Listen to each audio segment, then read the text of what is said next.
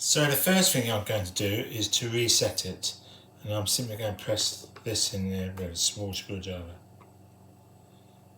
So that's now reset. I now want to set the costs, so I'm going to press the cost button. I'll use this so you can see what I'm doing, and if you hold it down for 3 seconds you can see just about it says costs per kilowatt hour just there. Press the function button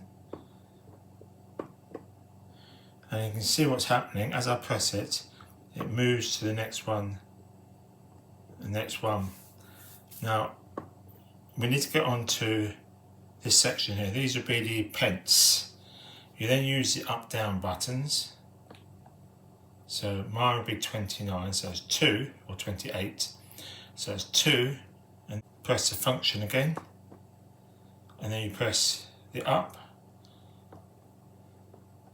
until it gets to 28.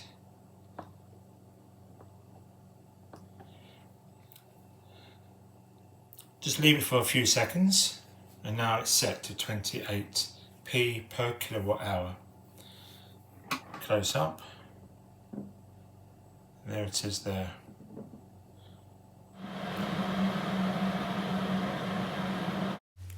So I've just plugged in the kettle and I'm letting it boil.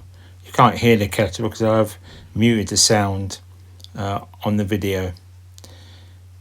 Now it's gone up to 1 pence, so it's taken approximately 1 minute to go up to 1 pence.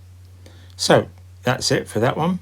Thank you for watching, and if you got value from this video, then please share, like and subscribe.